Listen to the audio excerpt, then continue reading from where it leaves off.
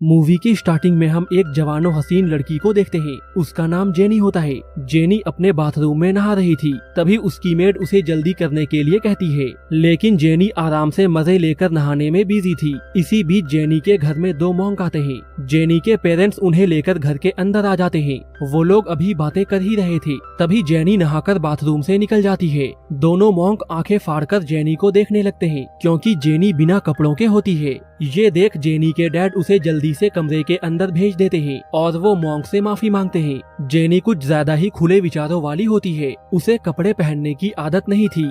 सबके सामने अपने अंगों को दिखाना, खासकर अपने मोमोज दिखाने का उसे बहुत शौक था। कुछ देर बाद मॉन्क वहाँ से चले जाते हैं। अपने अंगों का प्रदर्शन करने के बाद जेनी भी कपड़े पहनकर बाहर आ जाती है। यूके जाने से पहले वो अपने डैड से मिलती है। उसके डैड उसे कुछ पैसे देते हुए कहते हैं, गंदे लड़कों से दूर रहना और सबको अपने मोमोज का टेस्ट मत कराना। इसके बाद जेनी अपनी माँ से मिलकर एयरपोर्ट के लिए निकल जाती है। गाड़ी में बैठकर वो अपने बॉयफ्रेंड का फोटो निकालती है। उसका नाम चैंग होता है। इसके बाद जेनी चैंग को कॉल करती है और उसे भी अपने साथ यूके आने के लिए कहती है, लेकिन चैंग जेनी को मना कर देता है, क्योंकि वो किसी काम में बिजी था। चैंग की ना सुनने के बाद जेनी उदास हो जाती है। थोड़ी देर बाद एयरपोर्ट पहुंचकर जेनी अपनी दोस्त ऐना से मिलती है। ऐना को उसका बॉयफ्रेंड सू एयरपोर्ट छोड़ने आया था। इसके बाद सू ऐना को गले लगाकर कहता है, काश मेरे पास भी पैसे होते तो मैं तुम्हारे साथ यूके जा सकता। ये सुनने के बाद जेनी अपना टिकट सू के नाम पे करा देती है। जेनी के इस बिहेवियर से ऐना और सू बहुत खुश हो जाते हैं।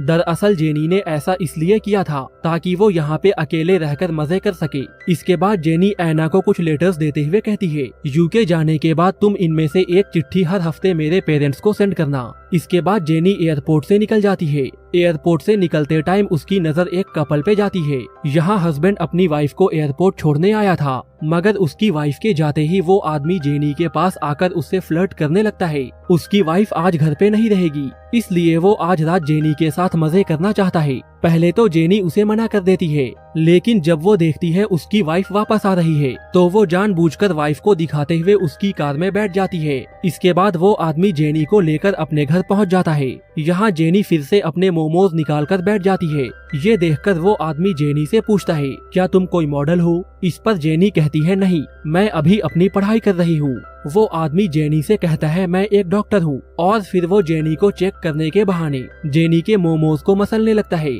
जेनी उसके गंदे इरादे समझ जाती है, लेकिन वो ये बात भी अच्छे से जानती थी उसकी वाइफ यहाँ पे कभी भी पहुँच सकती है, और इसलिए वो उस आदमी को नहीं रोकती है। थोड़ी देर बाद उसकी वाइफ भी घर पे पहुंच जाती है। ये देखते ही जेनी वहां से भाग जाती है और उन दोनों कपल्स के बीच लड़ाई होने लगती है। इधर जेनी बिना कपड़ों के ही रोड पे निकल आई थी। जेनी के मोमोज देखने के चक्कर में एक टैक्सी ड्राइवर अपनी टैक्सी को ठोक देता है। कुछ देर बाद जेनी शहर के भीड़ भाड़ से दूर अकेले बैठकर अपनी आवाज रिकॉर्ड कर रही थी। उसकी बातों से हमें मालूम चलता है वो कुछ दिन अकेले रहकर मजे करना चाहती है, क्योंकि उसका बॉयफ्रेंड तो अपने काम में बिजी था। इंजॉय करने के लिए जेनी हांगकांग चली आती है। जेनी को अकेले देखकर दो आदमी उसके पास आते हैं और उसे लिफ्ट ऑफर करते हैं। जेनी भी उनकी गाड़ी में जल्दी से बैठ जाती है। इसके बाद वो लोग जेनी को लेकर एक सुनसान जगह पे पहुंच जाते हैं और गाड़ी रोककर जेनी के साथ जबरदस्ती करने का ट्राई करते हैं। इस पर जेनी उन दोनों को रोकते हुए कहती है, तुम जबरदस्ती मत करो, मैं तो खुद ही तुम दोनों के साथ घपाघप करना चाहती हूँ। ये सुनकर दोनों के मन में लड्डू फूटने लगते हैं।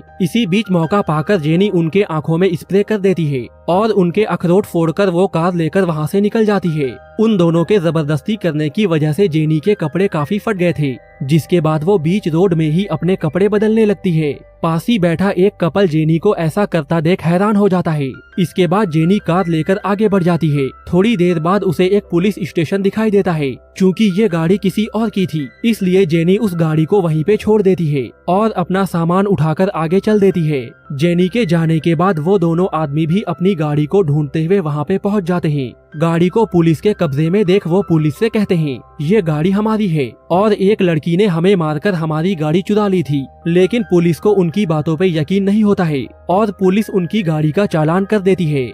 फिर हम जेनी को देखते हैं। वो एक होटल के बालकनी में बैठी हुई थी। तभी उसे अपने बगल वाले कमरे से आह आह की आवाज आती है। फिर वो उस कमरे में झांक कर देखती है, वहाँ एक जोड़ा घपाघप करने में बिजी था। इसके बाद जेनी आराम से बैठकर उनके मैच को देखने लगती है। फिर जब वो कपल जेनी को बैठा हुआ देखते हैं तो वो बुरा मानने के बजाय जेनी से दोस्ती कर लेते हैं, क्योंकि वो दोनों भी जेनी के जैसे खुले विचारों वाले थे। जेनी के पूछने पर लड़का अपना नाम योंग बताता है और लड़की का नाम मैरी होता है। शाम में जेनी उन दोनों के साथ समंदर किनारे काफी इंजॉय करती है। मस्ती करने के बाद तीनों वहीं पे रात गुजारने का फैसला करते हैं। जेनी योंग से पूछती है, तुम मैरी को कब से जानते हो? इस पर योंग जेनी से कहता है, मैं मैरी से 3 दिन पहले ही मिला हूँ और मैं अपने लाइफ के हर एक पल को एंजॉय करना चाहता हूँ। इसके बाद योंग जेनी से आगे कहता है, मैं तब तक किसी रिलेशन में रह सकता हूँ जब तक उस रिलेशन में प्यार का एहसास हो। अगर प्यार का एहसास नहीं तो बेकार के रिश्ते का क्या फायदा। जेनी उसकी बात को ध्यान से सुन रही थी। उसे योंग की कही हर बात सही लग रही थी। फिर सुबह होने के बाद दोनों जेनी को बाय बोलकर वहाँ से निकल जाते हैं। उनके जाने के बाद जेनी अकेले ही बीच में यहाँ वहाँ घूमने लगती है। फिर हम डेव को देखते हैं। डेव वहीं बैठकर जेनी को देख रहा था। फिर जेनी डेव के पास जाकर उससे दोस्ती कर लेती है। फिर हम जेनी को डेव के घर पे देखते हैं। थके होने की वजह से जेनी डेव के बेड पे ही सो जाती है। फिर जेनी उठकर डेव के साथ ही खाना खाती है। खाना खाने के बाद दोनों बातें करने लगते हैं। यहीं पे जेनी डेव से पूछती है, तुमने मुझे जब पहली बार देखा था तो क्या तुम्हें मेरे साथ घपाघप करने का मन किया था? इस पर डेव हाँ कहता है। जिसके बाद जेनी डेव से गंदी गंदी बातें करते हुए जेनी अपने कपड़े उतारकर डेव को अपने जूसी मोमोज दिखाने लगती है। डेव भी जेनी के मोमोज को चूसने लगता है। उस दिन के बाद से दोनों एक दूसरे के साथ ही रहने लगते हैं। अब दोनों को एक दूसरे से प्यार हो गया था। दोनों एक दूसरे के साथ काफी इंजॉय भी करते थे। दोनों एक दूसरे का साथ पाकर बहुत खुश थे।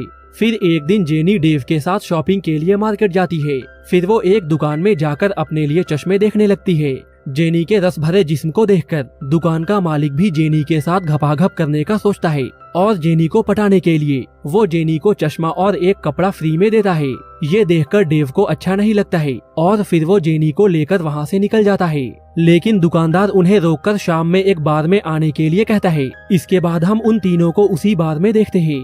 बार में जेनी काफी ज्यादा पी लेती है और इसके बाद वो दुकानदार के साथ डांस करने लगती है। गाड़ी वाले दोनों लड़के भी इसी बार में पहुंच जाते हैं। जेनी को डेव के साथ देखकर वो समझ जाते हैं डेव जेनी का बॉयफ्रेंड है। इसके बाद वो डेव को बाथरूम में आकर कहते हैं, जेनी एक धंधे वाली लड़की है और एक बार पानी निकालने के लिए वो काफी पैसे लेती है। डेव उनसे पूछता है, तुम्हें कैसे पता? जिस पे वो झूठ बोलते हुए कहते हैं, हमने जेनी को पैसे देकर उसके सुरंग में खुदाई की थी। लेकिन डेव को उनकी बातों पे यकीन नहीं होता है और वो उनकी बातों को इग्नोर करके वॉशरूम से बाहर आ जाता है।